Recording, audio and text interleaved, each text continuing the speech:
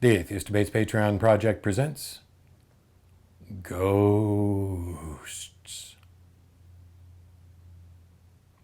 Hey, it's October 2019, and for the final video for this month, I thought I should go a little Halloween. All right, I'm not quite going to do that.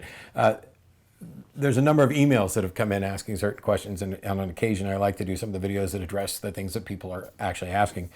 And one of the things that came up recently relates to Halloween and ghosts, and I thought I'd talk about it a little bit. So this is, it's an explanation for why I use the examples that I use and why I avoid certain other examples. More particularly, on the TV show, I'll often ask people what they think about alien abduction scenarios. And I'll get in a minute to why I think that's the best example that I could come up with when we're talking about something that would be comparable to God's. But somebody's asked me why I don't talk more about, why don't people believe in ghosts? Because some people do, just as some people believe alien abduction scenarios. And there's a reason that I don't use ghosts, and that is because I don't know what the hell they are. And as far as I can tell, neither does anybody else.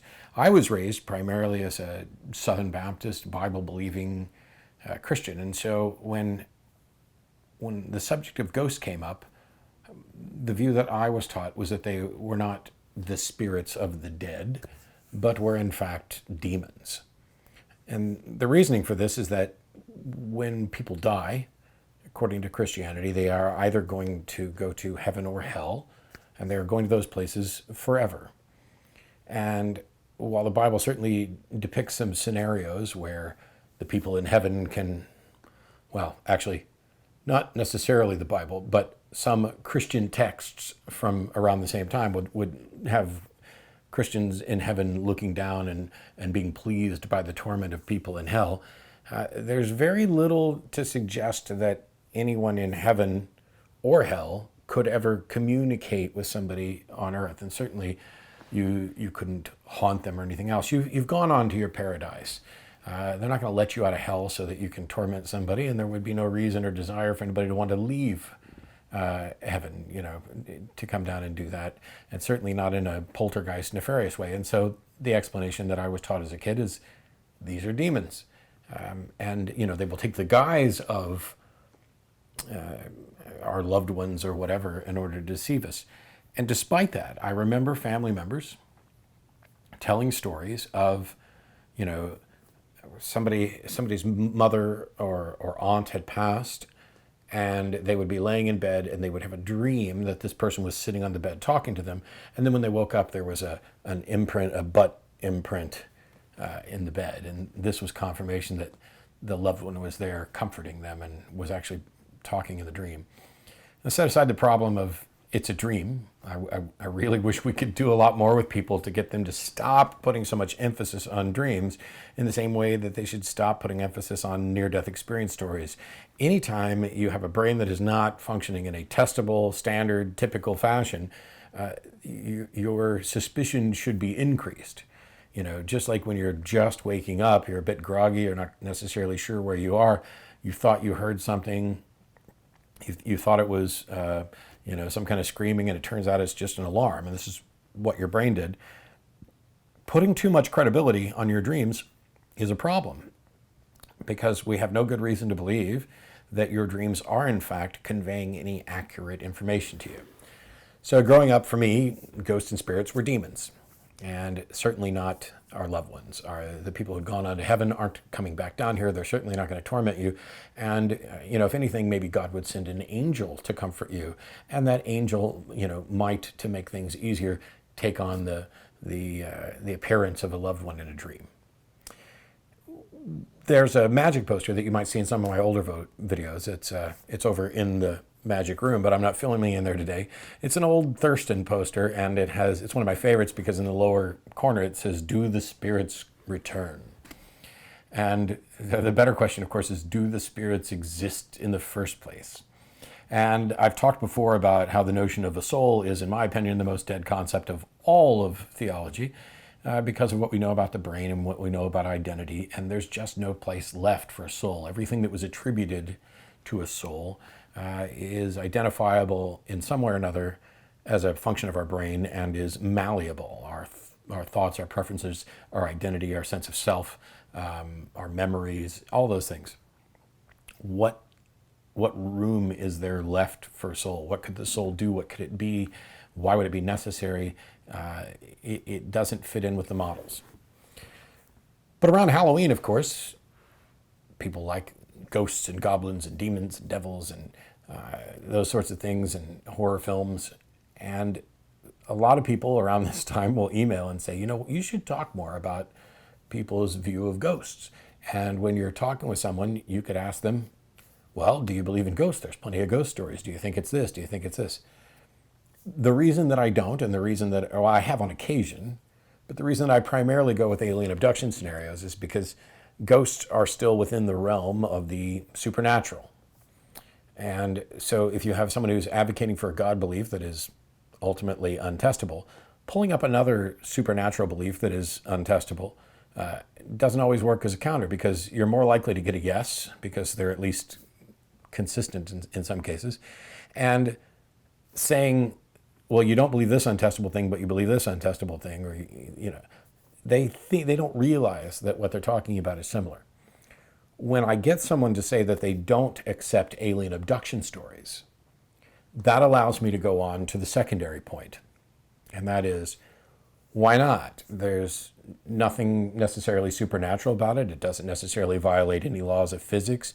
We know how big the universe is. We know from the Drake equation and other things similar to it about the potential plausibility of life of some sort arising elsewhere in the universe. As a matter of fact, it would be highly implausible, improbable to think that this one little rock where we are, and incredibly arrogant to think it as well, this one little rock where we live is the only place in the entire universe of billions of galaxies with billions of stars with billions of planets is the only place that life arose. And yes, there are big problems. I don't think the Earth is being visited by aliens. I don't believe the ancient alien stories. You don't have to email me about it. I've watched the shows.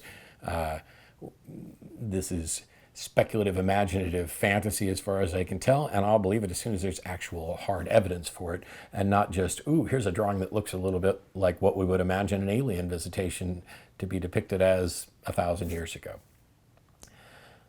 But the fact that there's nothing supernatural about the alien abduction stories is the first point towards what I'm trying to demonstrate. Also, you can talk to people who will convey their alien abduction stories to you. We have accounts from people who are living today. We have accounts from people who were living in recent times and reported it. There are a number of famous accounts. We can track the storytelling surrounding aliens and what they looked like and how it changed along with how science fiction stories changed, where once aliens were monsters or robots or fanciful, there was a period of time, especially after Close Encounters of the Third Kind came out, where we begin to move towards a homogenized, almond-shaped head and eyes and a big, hairless thing. Basically, the Asgard from Stargate, the series. And we know how those stories progressed, and yet it doesn't change the fact that there are people who honestly believe they've had encounters with these aliens. And yes, some people have some non-standard and atypical alien descriptions and stories. But at the end of the day, by and large, I find that people who believe in a God and who think they have good reason and are willing to argue for it are a little bit more likely to not believe alien abduction stories. And it's because alien abduction stories, even though they may not necessarily realize this right off the bat, create a problem for their religion, particularly Christianity. Because as I heard a preacher give a sermon on more than one occasion, but the one that stuck with me about whether or not there are aliens, his conclusion was that if the Bible is to be believed, if there is intelligent life somewhere else out in the universe, then that intelligent life never sinned. Because when Adam and Eve sinned, that brought sin and death into the world. And by the world, they don't just mean earth necessarily, but all of reality, because it doesn't make sense that there was no sin on earth, but you could have sin on some other planet. And because, according to Christianity, God came down, took human form, and sacrificed himself to serve as a loophole. I don't need to go through the whole canard that I will often reiterate, that either all of these other aliens are sinless, or Jesus died to save everybody, including people on other planets, if they were ever sin, and now they have no salvation narrative. I'm not going to pretend to fully understand it, because this would be like asking a Harry Potter devotee whether or not they also believe in the Twilight series. And by devotee, I'm talking about people who think this is a real thing, or, asking a Jedi what they think about Star Trek. Once you start mixing fictions, you're going to find more things in conflict. But the preacher's basic view was that either there isn't life anywhere else in the galaxy, or it is sinless and it's, we're not going to run into it, it's beyond our concern. Certainly they're not visiting us or anything else.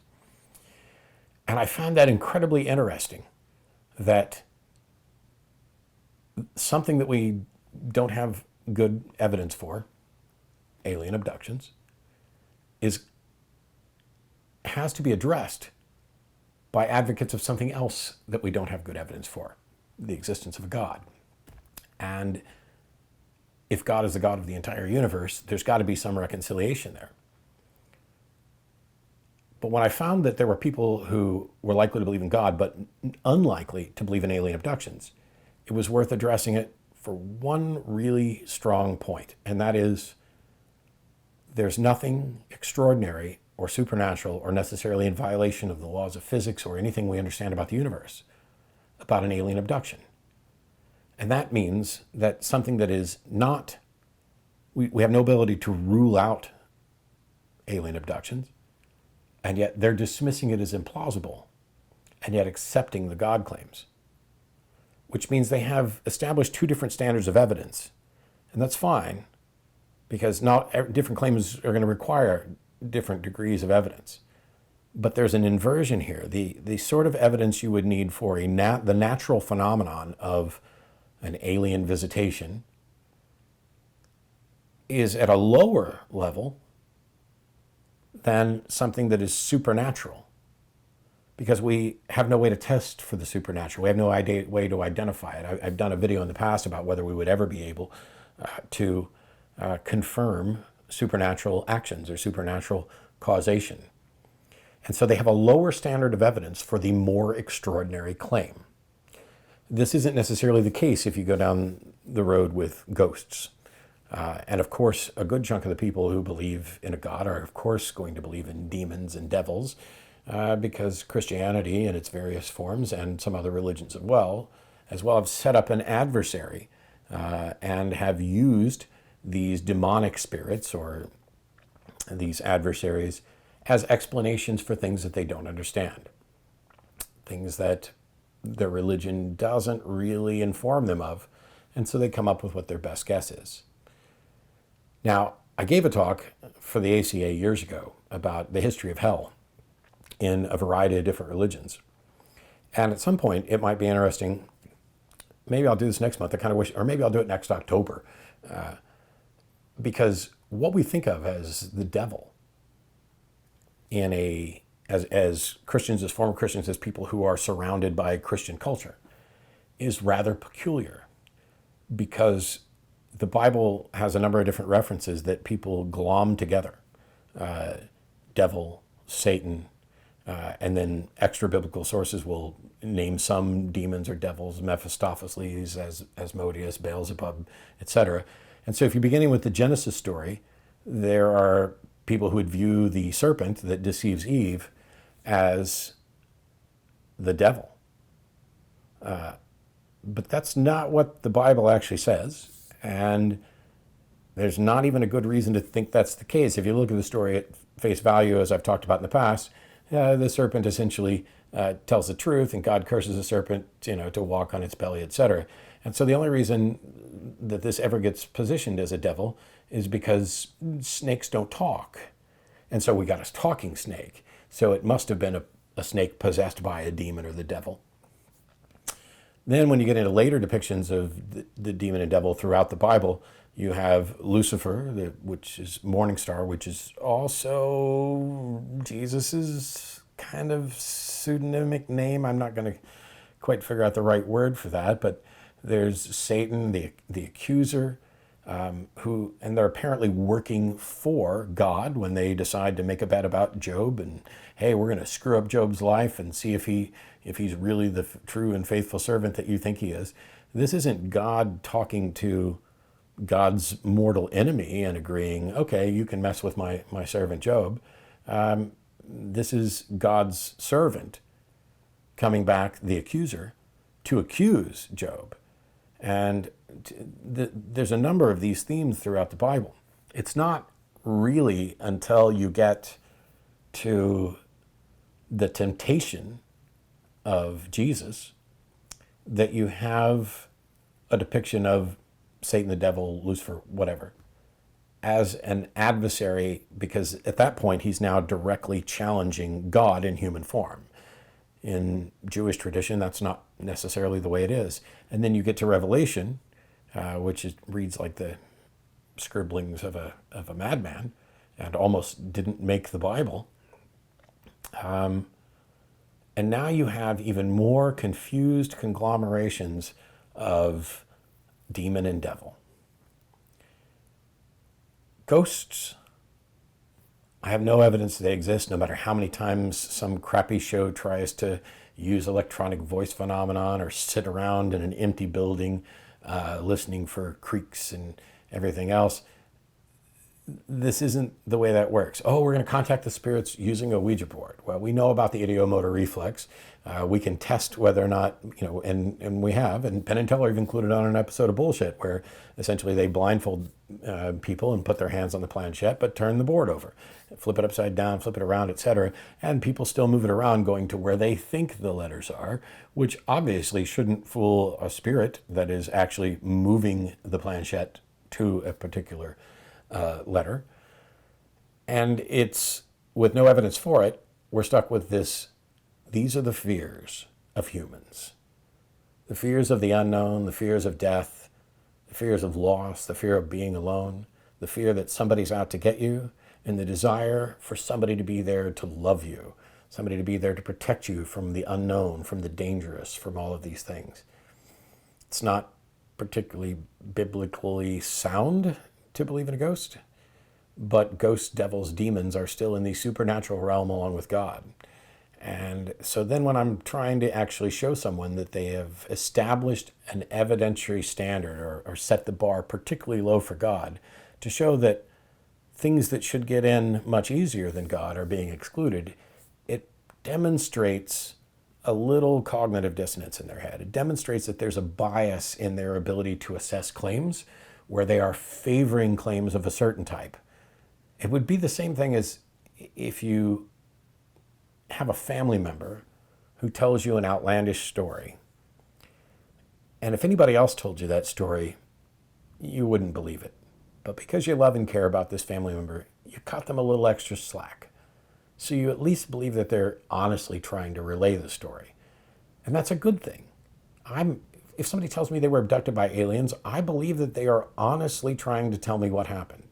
And if they say they were possessed by a demon or witnessed an exorcism or saw something miraculous or were abducted by aliens, I'm going to take all of those things at face value, that this is what that person thinks happened to them.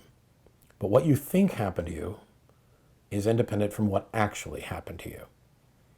And so whether it's Halloween or Ghost Week or Ghost Hunters Week, we don't have evidence for those things. There's not a problem with looking for evidence and trying to find it, except that the way most people have gone about it is they'll just make things up.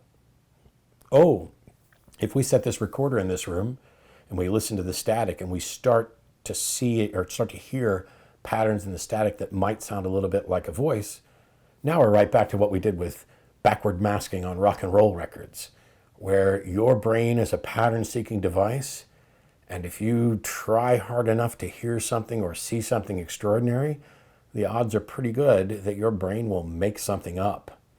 We know this to be the case, and because we know that this is the case sometimes, what we need is a method to tell the difference between when our brain is making something up and when we are actually detecting communication from the other side. No such mechanism exists. There's been no demonstration of the efficacy of any attempt to come up with a methodology for this. And until that changes, I'm not only stuck not believing that ghosts and spirits and demons are real, but I'm stuck constantly pointing this out to the people who have lowered their standards of evidence for those claims out of a bias towards another claim. We'll see you next time. Bye-bye. This video is made possible by supporters of the Atheist Debates Patreon project. You can find more information and add your support at patreon.com/atheistdebates.